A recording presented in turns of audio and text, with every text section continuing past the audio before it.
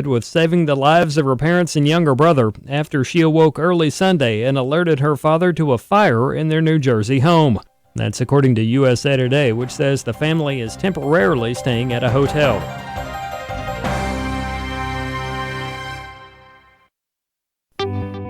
The loss of a child through an abortion affects the emotional health of families. Feelings of anger, sadness, and regret can be overwhelming, but there is hope and healing in the aftermath. Call the International Helpline at 866-482-LIFE to talk with someone who has been where you are and healed to help others. Your call is confidential. 866-482-LIFE. Darkness is not an affirmative force. It simply reoccupies the space vacated by the light. This is the Hamilton Corner on American Family Radio. It should be uncomfortable for a believer to live as a hypocrite. Delivering people out of the bondage of mainstream media and the philosophies of this world. God has called you and me to be his ambassadors, even in this dark moment. Let's not miss our moment. And now, the Hamilton Corner. And good Monday evening to you. Fred Jackson sitting in for Abe tonight on the Hamilton Corner on this Martin Luther King Jr. Day, a day in which some of us had to work and a whole bunch of people had the day off, working in banks, schools, and hey, you work for governments. I don't know if it's state government and federal government, but a whole bunch of people had the day off. But we are here to bring you up to date because news didn't take a day off. We'll tell you that. And it was a busy day in Washington, D.C. A lot of coverage today on the news channels of a protest/demonstration in Richmond, Virginia. A whole pile of gun owners from across the country. They were there from as far away as Louisiana. Very upset with what the Democrat-controlled government there plans to do with regards to taking freedoms away from gun owners. And I tell you, it's a bit crazy. And talk about extremes. But as our boss, Tim Wildman, has often said over the last number of years, elections have consequences. And when you elect certain people who think, you know what, we don't like the Second Amendment, and we're going to do everything that we can to try to curtail your rights under the Second Amendment, that's the kind of government you get, and you can expect these kinds of things. I'll tell you what they have planned there in Virginia, which precipitated this demonstration today, things like banning gun ranges. That's part of it. Yeah, there are multiple steps to all of this. Who you can sell gun to, even your own family members, when you can buy a gun, all of those sorts of things. And as a result of all of that, it led to this demonstration today. As I say, thousands of people showing up in Richmond. The governor there, a Democrat, Northam, declared a state of emergency, and he wasn't allowing anybody with a gun on their person into the immediate area around the legislature building. And so it was all fenced off, and there was one entrance in there that you could go in. But I would say the vast majority of the demonstrators stayed outside of that because you were allowed to carry your weapon outside of there. But I'll tell you what, earlier today there was an interview done with one of the speakers at this rally. His name is Stephen Williford. Stephen Williford. I'm going to play you a clip of him in just a second here. If that name is not familiar to you, go back a couple of years to the church shooting in Sutherland Springs, Texas. And he is the man that brought down the gunman that shot almost 24 people, shot and killed almost 24 people. He was invited to be a guest at this rally today. And he talked about why his AR-115 was necessary in this case. And he says the Virginia gun ban is unconstitutional. No kidding. It's going to be cut number 3. He came out, he had a tactical bulletproof helmet and class 3 body armor. If I had not had an AR-15, I would probably have not made it. The people of Virginia need to know that they can't stand for these kind of bans. Our Constitution stands against it. It shall not be infringed. And these were rights that were given to us by God, not by politicians. They were rights, they were things that were set out and said that the government has no right to infringe on, that they're rights given to us by God. There you have it, Stephen Williford. He says some important things there that can't help you lead to the conclusion that the agenda here is about control of the population, the government wanting to control and to compromise on what is guaranteed, in this case, under the Second Amendment.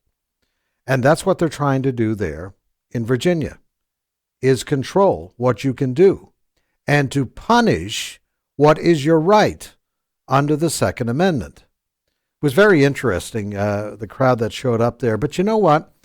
There was, a year ago, an indication of the kind of government that was coming. Now, that was before the Democrats gained full control. In other words, the House and the Senate there, State House and Senate in Virginia, plus the governor's office.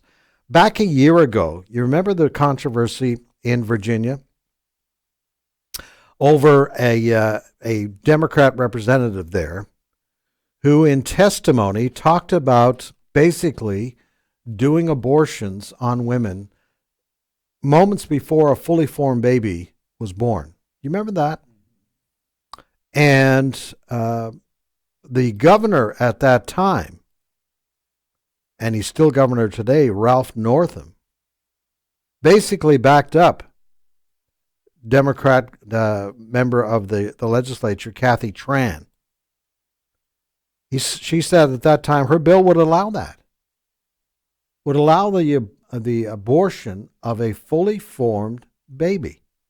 In fact, I went back and got this AP story.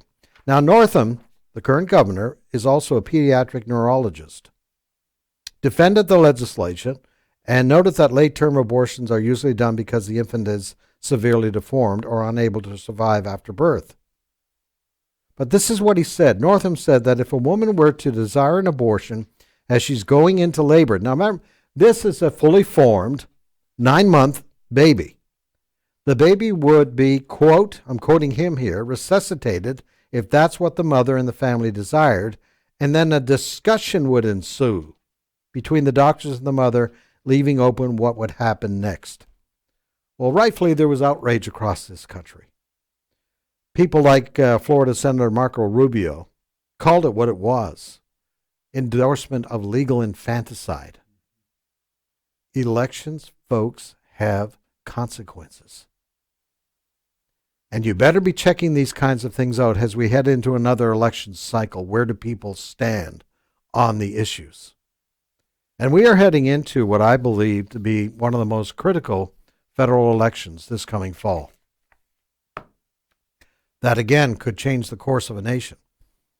Now, back in 2016, there was a warning, and there was a choice, Hillary Clinton or Donald Trump.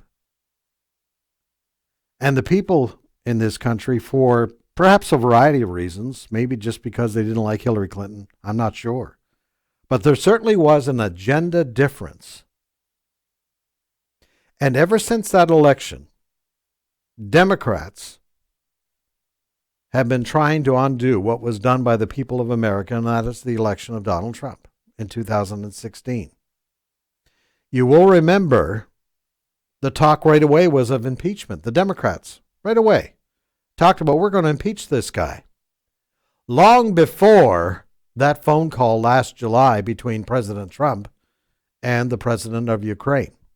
So don't be fooled by the trial of President Trump, which begins tomorrow in the Senate. Democrats are out there. They're absolutely giddy. You know, the hypocrisy that we have witnessed, folks. You know, Nancy Pelosi talking about the solemnness of this. Remember back month, two ago? She talked about the solemnness of this occasion. And when they voted for impeachment in the House, when I should say the Democrats voted for impeachment. Let's be clear about that. It was just the Democrats.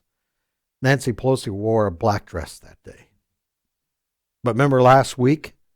Oh, they were just giddy on the signing of these impeachment documents. Nancy Pelosi had pens created with her signature on it.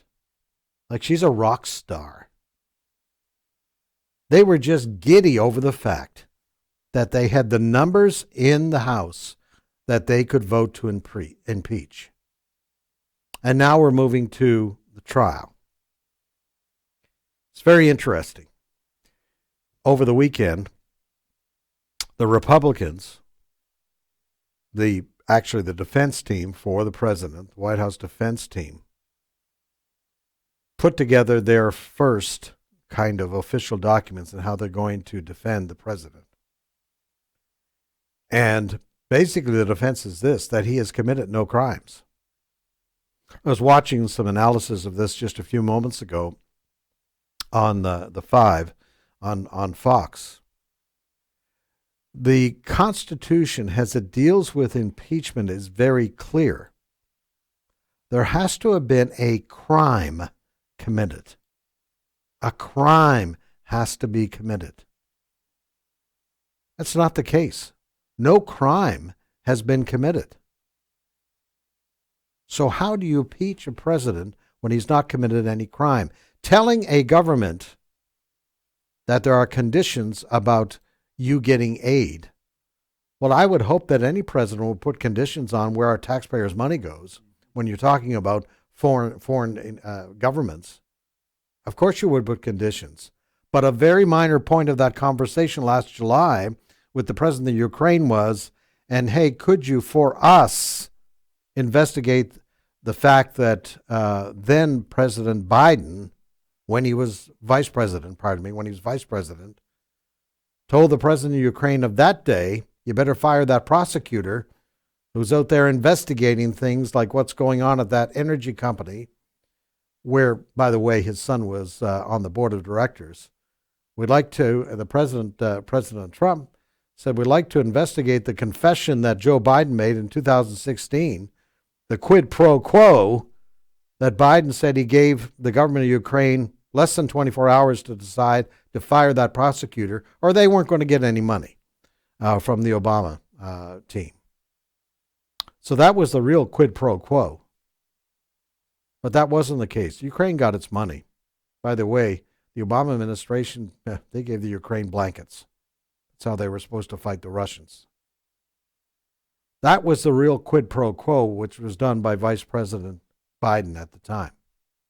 So this is the charge that's been made up. But you know what? As I say, Pelosi and the gang are absolutely giddy. In fact, Pelosi was on some talk shows this weekend. And this is going to be cut number 4, Jeff. Pelosi was on talk shows this weekend, one of them being Real Time with Bill Maher. And she was fist pumping and laughing with Bill Maher about the president, as she has been quoting several times. Regardless of what happens in the trial, he's been impeached forever. Cut number 4. Thank you so much for waiting till we got back on the air before you started the impeachment. That deserves a fist bump. Thank you. It isn't about politics. Right. It isn't about partisanship. It's about patriotism. It's about our Constitution. And you're impeached forever. Yeah. Yeah, absolutely giddy about this. So what happened to this solemn, thing? And she told the nation there back several weeks ago she was praying for the president every day. No, she's absolutely giddy. She's absolutely giddy about it. Ted Cruz also talking on Fox's Sunday Morning. He says, you know what? She can say impeachment lasts forever, but also the president, when he's acquitted forever. Cut number 6. Nancy Pelosi is going out on TV crowing that the president has been impeached forever. Right. Well, when we get to final judgment, the president will have been acquitted forever of these bogus impeachment charges. Yep. That's a much better outcome for the president and for the country. Yeah, so tomorrow, I'm not sure how big the audience is going to be for this, because I think the American public is really getting kind of trial fatigue, impeachment fatigue, and the ratings have shown this. Nevertheless, the trial will begin tomorrow, and one of the big questions is going to be whether the witnesses are called, whether the Democrats demand for more witnesses, whether the Republicans are going to give in on that. So we'll have to wait and see. I think the numbers, as far as when it comes to a vote, they have to have 67 votes in order to find the president guilty. Don't believe that's going to happen. But we're going to be treated to a Democrat Party charade once again. Elections have consequences. Much more ahead on this Monday edition of the Hamilton Corner. Fred Jackson sitting in for Abe. Back. Don't go away.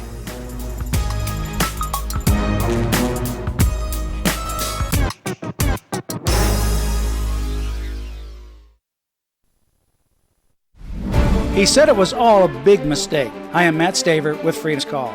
James Shoup won a 2016 court ruling to become America's first non-binary person. He was considered a hero of the LGBT activists 3 years ago when he convinced an Oregon judge to allow him to change his gender to neither male nor female. But Shoup, who is male, now says he suffered from mental illness and was a casualty of a system that rubber stamps people with gender dysphoria rather than giving them help. He says, I should have been stopped. But out-of-control transgender activism made the nurse practitioner too scared to say no. Shoup says it is too easy to be legally recognized as so-called transgender.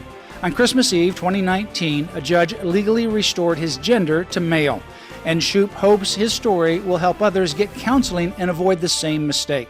Stay informed at Liberty Counsel's website, lc.org. I love AFR. You say it's on the radio too? Here at American Family Radio, we know that many people find their audio entertainment in other places than the radio. So our programming is available with the AFR app on Apple and Android devices, through Amazon Alexa, and now available on Roku. I just love the podcasts. That too. American Family Radio, streaming our podcast, now available wherever you are. And we're on the radio. Have you been looking for a way to serve others? Are you able to serve in a ministry without being paid? You and Friendships might be the perfect match. Friendships is currently taking applications for volunteers providing aid to disaster victims, refugees, and the impoverished, both here at home and around the world. Get more information at friendships.org or by calling 337-433-5022. Brian Fisher here with today's Life and Liberty Minute. One of the titles the King or Queen of England carries is Defender of the Faith. Well, they're not doing it very well anymore, but America has a political leader who is. Last week, President Trump issued proclamations defending prayer in public schools, which has virtually been stamped out by activist judges and enemies of the truth. He also issued a presidential directive that Christian service organizations must no longer be discriminated against in receiving grants from federal agencies. For decades, Christian service organizations have been shut out of full participation in public life by religious bigots with power. No more.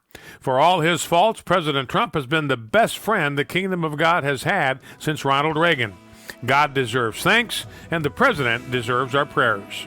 Catch Brian Fisher on Focal Point, weekday afternoons at 1:05 Central on American Family Radio.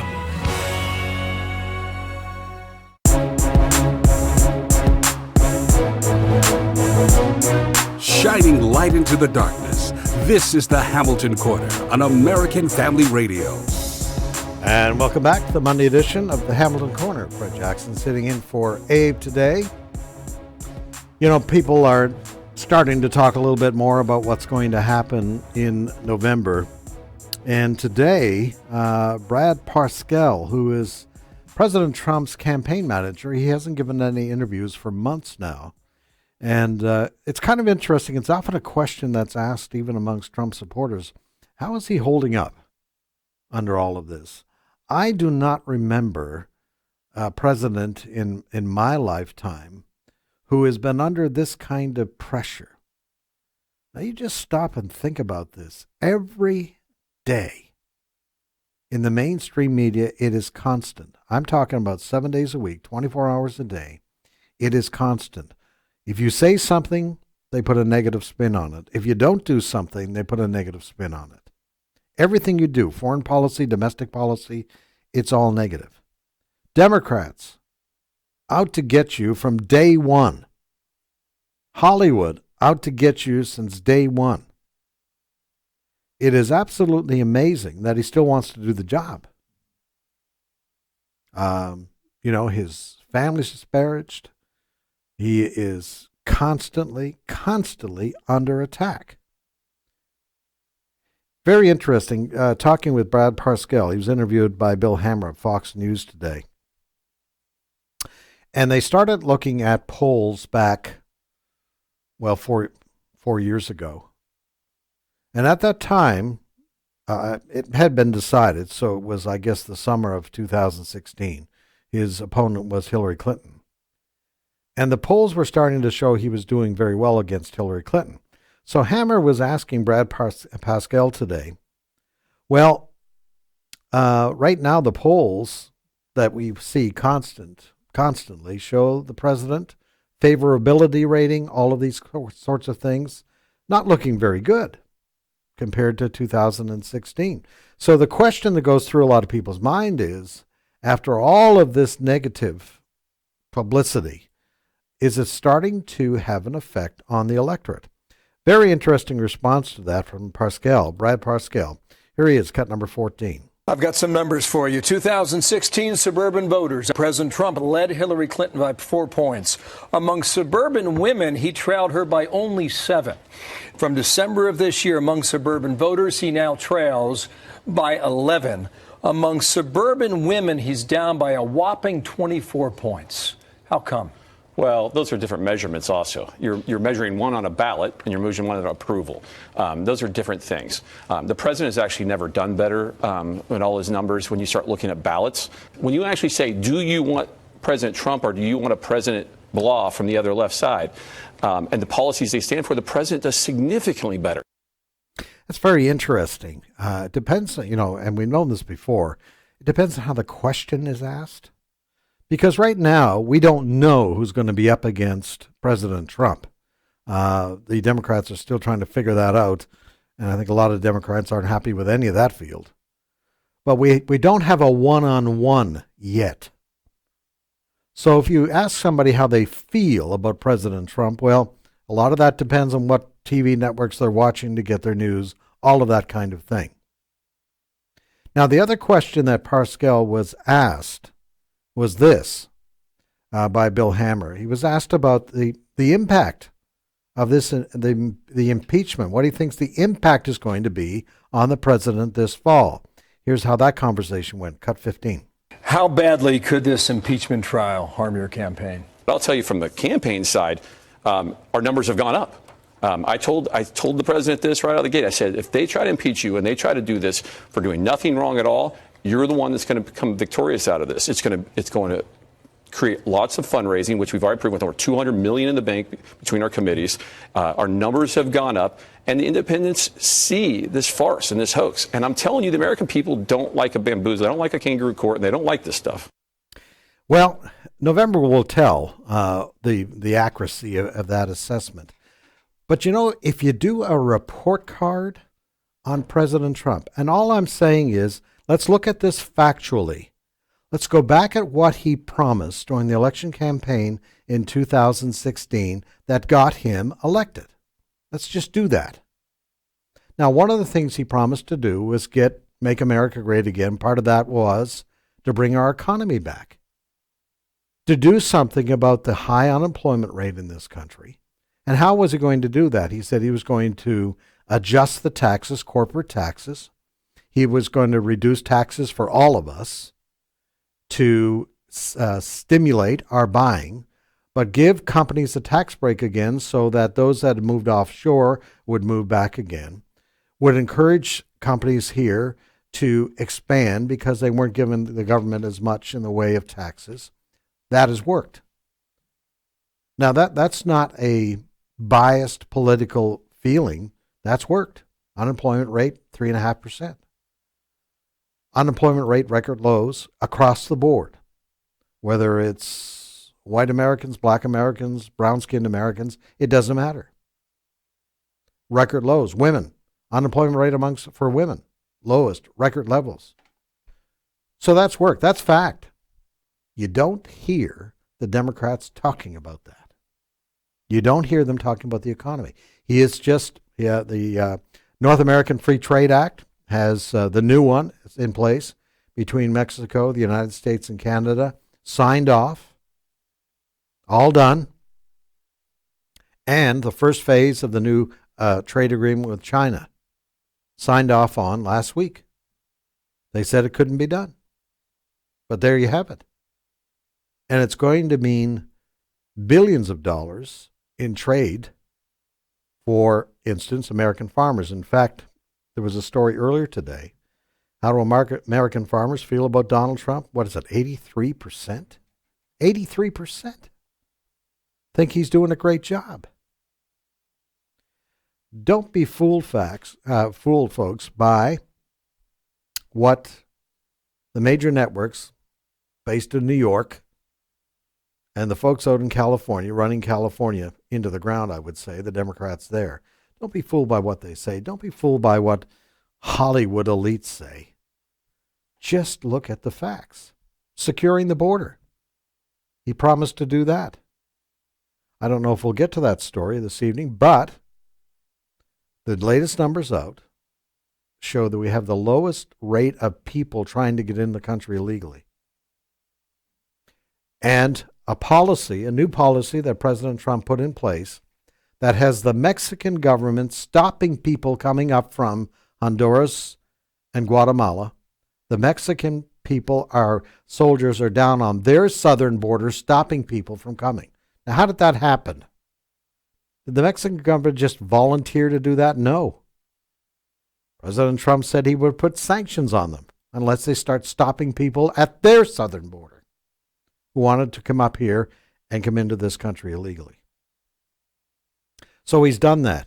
That's been a tough road to hoe. Because you will remember the Democrats didn't want to give the president money to build better wall. But 100 miles of that, at least, has been completed. When it comes to our judiciary and getting judges in place, it was 184 federal judges, I think, is the last number that I heard, 184 put in place. And they'll be there for a long time. 2 Supreme Court justices put in place. I mean, these are all things that he said he would do. And last, but certainly not least, the moving of our embassy from Tel Aviv to Jerusalem. How many presidents, Republican and Democrat, have promised that through the years? And then one excuse or another, I better not do that because this group over here is going to be really upset. Can't do that. No, let's just wait and see. Let's wait another 6 months. No, the president did that, made it a priority right away. So you look at all of this. And again, this is not a matter of opinion. All I'm saying is that he has done what he promised to do. And he has been successful despite all of this opposition that we talked about. He's been able to do that. So, his competition. 2 weeks from tonight, folks, are the Iowa caucuses. That's when Democrats begin to decide who among these candidates they think can beat Donald Trump. Don't let them fool you when they describe these candidates as some moderates. No, they're all far left. Joe Biden, Klobuchar, certainly Bernie Sanders, Elizabeth Warren.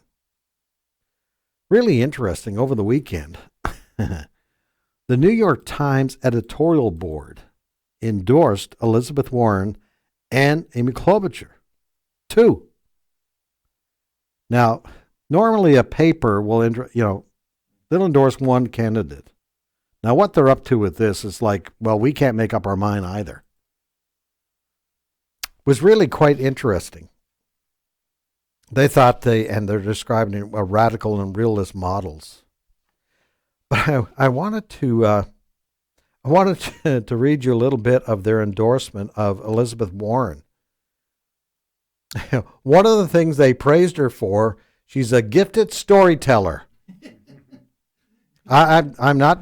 This is a quote. She's a gifted storyteller.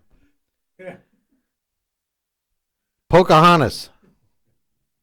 Yeah, how many degrees of native Indian do I have in me? Let me tell you that story, which turned out not to be quite true.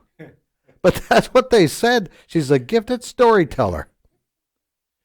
If I was the editor at the New York Times, I probably would have left that one out because that just opens the door for all kinds of things.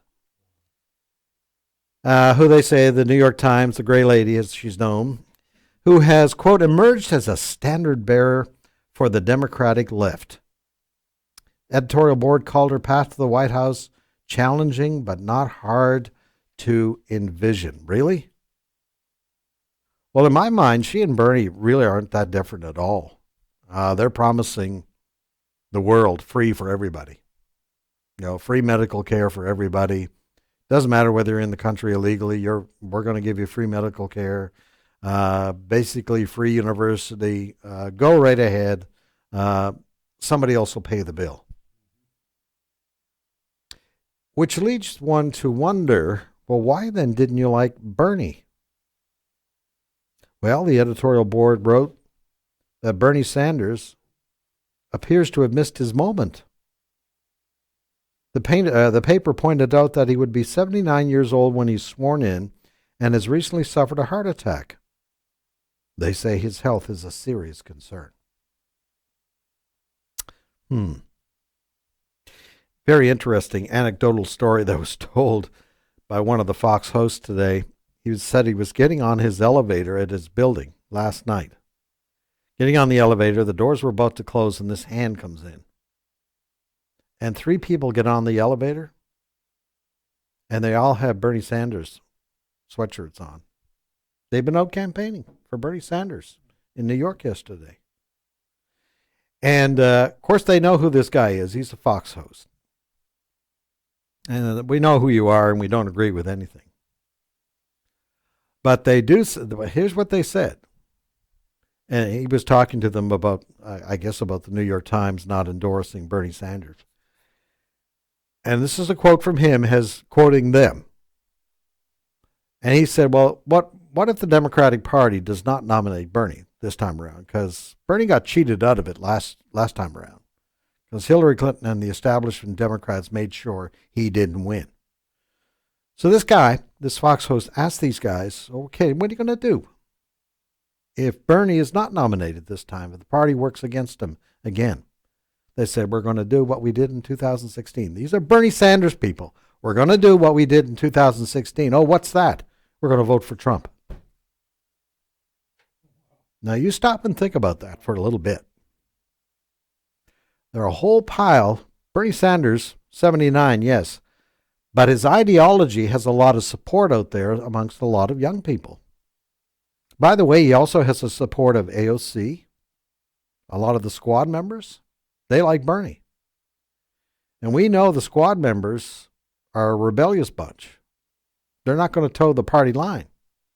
So given that bunch, and given what these Bernie Sanders people told this Fox host last night in the elevator there, that conversation, what leads one to believe is there will be a real rebellion that'll break out amongst the Democrat faithful this time if they decide to go with Biden or somebody else, or Elizabeth Warren. So that's going to be very, very interesting to see. But the reality is, folks, no matter who it is, no matter if it is Bernie, but I don't think it's going to be. I think it will be Biden or Elizabeth Warren. But it comes down to that. And when that choice is finally crystallized in people's minds, let's say it is Joe Biden. What's he going to run on? What's his platform? I was watching Biden's speech to a black church in the last few days. And he tried to associate, this was his piece of resistance against Trump. They tried to connect him with the KKK. Now, how many people, even if you don't like Donald Trump, are going to try to connect him with the KKK? Remember what we just talked about. The employment, the economy in this country has been good for everybody. I don't know. I don't see where the Democrats have a winner in all this game at all. 888-589-8840 is the number to call. 888-589-8840. Could Trump beat the gifted storyteller, Elizabeth Warren? Let's hear from you. 888-589-8840. It's a Monday. Fred sitting in for Abe. We're back right after the break.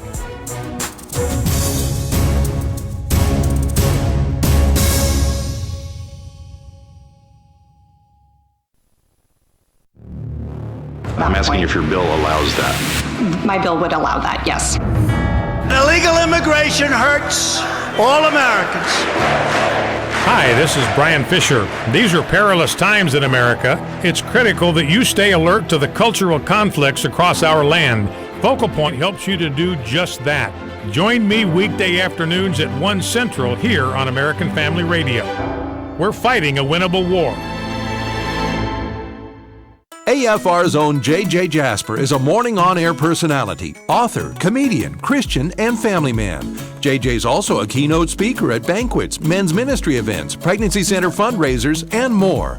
Here's what others are saying. This is Amy Wishman at Life Choice Ministries in Manhattan, Kansas. Several board members and donors told me that this banquet was our best banquet ever. Thanks to J.J. Jasper. Information on J.J.'s availability to speak at your event is at jjjasper.com. Do you pray for the Great Commission? Hi, it's Bible League International, engaging the world with God's Word since 1938 for only $5 a Bible. At Bible League, we pray that His kingdom will come, and we see it coming in the lives of new Christians eager to grow in the grace and knowledge of Jesus by having their own Bible. The need for a change is through the Word of God. It is so important for the Bible, the Word of God, to be made available in whatever languages that are needed by people. People now are very open to hear the gospel. Whoever comes and is able to give us a Bible, it will be better than giving us food to eat. You know, this pastor in Africa is not denying the need for physical nourishment, but he's stressing the need for spiritual nourishment for new believers who cannot access a Bible because they live under corrupt governments or among majority religions that persecute. Will you learn more about becoming a blessing in this kingdom work by visiting sendbiblesnow.org. Sendbiblesnow.org or call 800-YES-WORD. 800-YES-WORD. Hello, Americans. I'm Todd Starnes with news and commentary next. My name is Dr. Andrew Fabich, and I teach microbiology here at Drew McConnell University. And so instead of trying to teach biology from this perspective that gives you this goo-to-you version of evolution, you get this perspective of this is who God is, this is who God has revealed himself to be, and he's revealed himself in nature, which is terribly exciting to study. Hi, Todd Starnes here. Truett offers biblically centered degree programs. Check out truett.edu/Starnes. It's not unusual to hear stories about people selling food items that resemble someone famous. There was the potato chip that looked like Richard Nixon, the Cheeto that resembled our Lord, and then there's the chicken tender that looks like a manatee. Melinda Disbrow bought the chicken tender from Culver's in Apollo Beach, Florida. She was so impressed with her rare culinary find, she decided to sell the tender on Facebook's marketplace. Must see to appreciate, she wrote, new condition, asking for a grand total of $5,000. Miss Disbrow says she plans to donate the money to a manatee charity. Now, $5,000 is actually a pretty good bargain compared to the asking price for a Popeye's fried chicken sandwich duct taped to a wall. It was all the rage at a Miami art show. The chicken sandwich masterpiece can be yours for a grand total of $120,000. I wonder if it comes with fries and a biscuit. I'm Todd Starnes. The Hamilton Corner podcast and 1-minute commentaries are available at afr.net. Back to the Hamilton Corner on American Family Radio. 888-589-8840 is the number to call. Elections do have consequences, folks. And they are on display. I hope you're noticing that right now. The election of Donald Trump in 2016, we've just been talking about, whether you like him or not, he's made good on his promises in securing our borders, better economy than we have seen in decades in this country, moving the embassy from Tel Aviv to Jerusalem, all of those things. On the other side of that, you have a group of people, whether it's Joe Biden or Elizabeth Warren or Bernie Sanders, whoever it is, they want to take the country in a different direction. They say Donald Trump has taken the country in the wrong direction. We were just talking a moment ago about former Vice President Joe Biden. He was in a Bethlehem Baptist Church in Columbia, South Carolina, just in the last few days. It's a predominantly black church. And he was attempting to link President Trump to the KKK. Go ahead, cut 12. Some mornings I wake up and I think it's more like what it must have been in 1920 than 2020. And a young woman was killed. And they asked the president what he thought. And he said there were very fine people on both sides. What I realized is that hate just hides. And when it comes out from under the rocks, when it gets a little bit of oxygen, this president and his Ku Klux Klans and the rest of them, they think they've beaten us again. But they have no idea. We're just coming back. That was former Vice President Joe Biden in a church just a few days ago. Once again, pulling totally out of context, and I believe deliberately lying about what the president said about the violence in Charlottesville. The context of what the president said at the time. Remember, this was about the moving of a monument. And there were people there not interested in violence. They just thought it was a bad idea to move that monument. That's all. And that's what the president was referring to. And there were others there that were pro-moving the monument. They weren't interested in violence either. That's what President Trump was talking about. But the left and Joe Biden is repeating that misinformation or deliberate misleading the American public as to why Trump made that remark. But you notice the connection they're trying to make. They're playing the race card, playing the race card. But that's the kind of language the president's opponents have been doing. And as I say, whether it's Hollywood, whether it's mainstream news media, or the Democrats, that is the drum that they have been beating. It's very interesting. Today being Martin Luther King Day, Dr. Alveda King talking about how her uncle would address this kind of division that we do have in this country right now. Cut 16. There's so much that we can do, and I believe, because one of his famous quotes, I have decided to stick with love. Hate is too great a burden to bear. So I really believe he would ask us to communicate without hatred, without fear, without rancor. I believe we can still do that in America. I really do. Yeah, we can do it, but it takes a change of heart. That's what it's going to take. But I'll tell you what, the left, such hatred for President Trump, that's what we're seeing on display. And I believe that's what Dr. Alveda King was referring to there, is the hatred against not only President Trump, but let's not forget it, folks, the hatred against those who support President Trump. Hillary Clinton's basket of deplorables. You know, how they attempt, the left does, to equate support of President Trump to white supremacy. Playing the race card over and over again. It's, you know, as the old saying is, trying to keep the hate alive. That's what the left is trying to do, is trying to keep that hate alive and try to get elected by getting people to hate Donald Trump. How shameful that is. 888-589-8840 is the number to call. Let's go to the phones right now. And David in Alabama. David, good evening. Welcome. Go ahead. Good evening, sir. I had a couple questions. One is, do you think actually they'll have the gall to put Biden with Elizabeth Taylor and try to run them? Elizabeth Taylor? You know, no, that'd be difficult. Yeah. Elizabeth Warren. Yeah, Elizabeth Warren. I'm sorry. I apologize. But No you know, problem. to get the women's vote, then, you know, his vote or whatever. I No. think they're both crazy, but, you know, that's just me. Are you saying Biden would be on the top of the ticket and Warren on the bottom? No, I think Elizabeth Warren would never stand for that. She really wouldn't.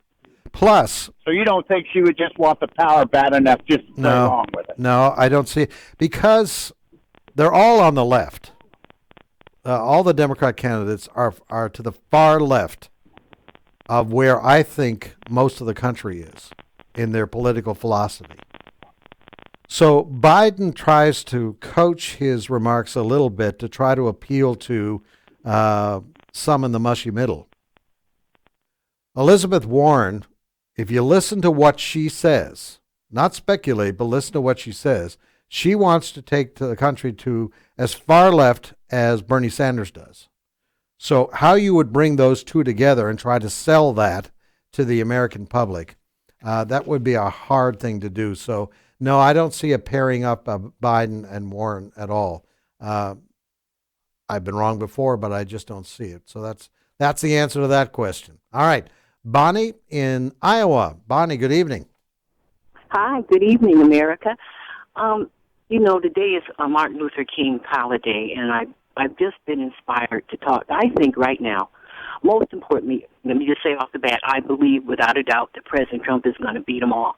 Because fundamentally, the people that vote for President Trump, the people who listen to him, who got, you know, felt the spirit of what he was talking about, he inspired us. That's what Martin Luther King did. He inspired us.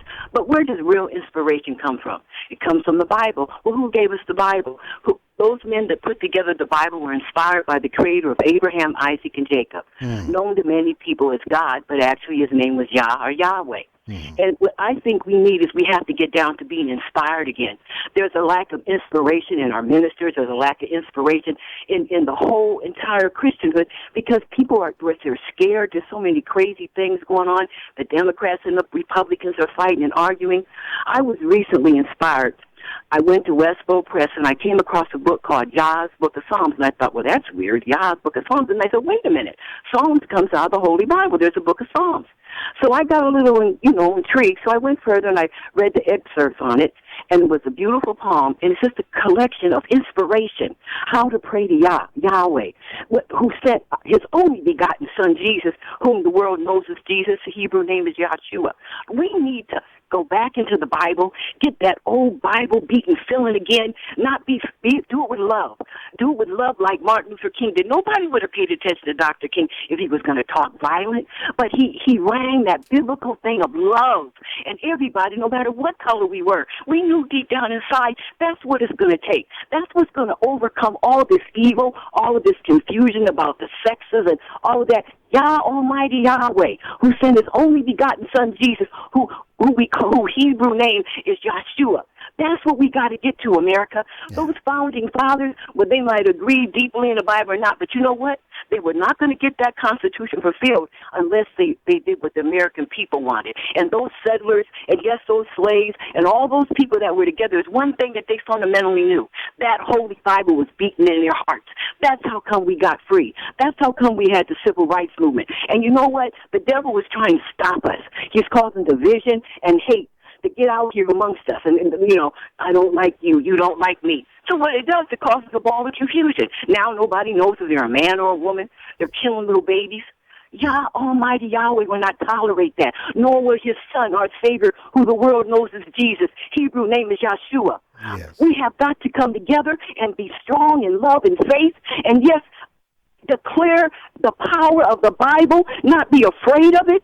That all of those heroes that came before us, all of those people who gave their lives, no matter what color they were, the sound that really was vibrating through the world, why they're remembered today, is because of the love that the creator of Abraham, Isaac, and Jacob inspired in them. And Bonnie, listen, you're preaching well there, lady.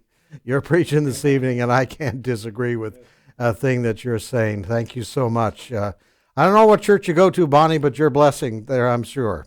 All right, good to have you on the program this evening. To Merle in Mississippi. Good evening, Merle. Hey, Fred. I think I need to borrow some energy from Bonnie. That's for sure. She was preaching it. She was, and she was right too. And being an old Reaganite from long ago, I was one of his state chairmen. You know, I could tell you one thing. I'd tell you, we could only dream about the all Republicans could that level of support Trump has in the black community now. The polls are just to see it in the 35 range, I think I've seen, and that's just incredible. And I think there were some Christians who didn't know about Trump last time. Maybe some set it out. Some went to third party. Can't imagine any real Christians who would have voted for Hillary, but I think this time they've seen him, they've taken his measure, and I loved Reagan. He was my hero, but I will say this, the proof is in the pudding, and I don't think there's ever been a more pro-Christian president in my lifetime. That's right, we Merle. have right now. You're exactly right, sir. Exactly right. And I take him back just a few days ago when he signed on once again for religious freedom in this country. And taking steps, albeit by executive order, because he wouldn't get through this Congress right now, by executive order, ensuring that Christians have their freedom of expression in the job place. And I'll tell you what, again, we started off this program this evening, elections have consequences. Just stop and think. Stop and think if Hillary Clinton had won in 2016. Where would we be tonight, America? If Hillary Clinton won in 2016, where would we be tonight, Christian America? Remember, she called us a basket of deplorables, irredeemable. Aren't going to change them. Somebody's telling me today about one of Bernie Sanders' people caught on tape talking about what should happen to people who support Trump. They should be taken to re-education camps. That ought to put a chill up your spine. If you have some historical context to that kind of language, and yes, we're talking about Nazi Germany. Now that's really what they want, folks. They want to shut down speech that they disagree with. Now, I've talked about this before. In Canada, which is a very liberal nation, the program that we're doing tonight, the Hamilton Corner, right here, January 20th, 2020, you could not do this program in Canada. Because the things that we've talked about would be described as hate speech. And the radio station would lose its license. Now that's the agenda of the left. It ain't tolerance, folks. Pardon my grammar. It's not tolerance. It's subjugation. And we go right back to this demonstration where we started the program tonight in Richmond, Virginia. What the people were on the streets there today were about is maintaining the freedoms guaranteed in the Constitution. And there is a government there that wants to take the freedoms away, in this case dealing with guns. They want to take that freedom away. They want to poke as many holes as they can in the Second Amendment. And if they could, they would take the Second Amendment away also. The agenda of the left, folks, be very, very clear. And I think one of the speakers that we played there a while ago said it well. It's about taking away freedoms. It's about removing any opposition, silencing any opposition to their far left, unchristian agenda. It is plain and simple. And that's why, going back to what we talked about in the initial moments of our program today, this election this year is pivotal. Once again, elections do have consequences. And you better know where the parties stand, where the candidates stand, whether it's at that presidential level or your local candidates, where they stand. And you better be an educated voter. And yes, it does make a difference who you vote for. Staying home is a vote for the other side. And we see it as part of our job here, folks, to educate and to motivate on a daily basis, to be salt and light. and yes, also in the political arena. Been great to be with you. Fred sitting in for Abe tonight. Lord willing, I think Abe is back tomorrow, and he'll be back here at the Hamilton Corner. Have yourself a great evening, a blessed evening. Thank you for the opportunity to be with you, and God willing, we'll see you again tomorrow. Bye for now.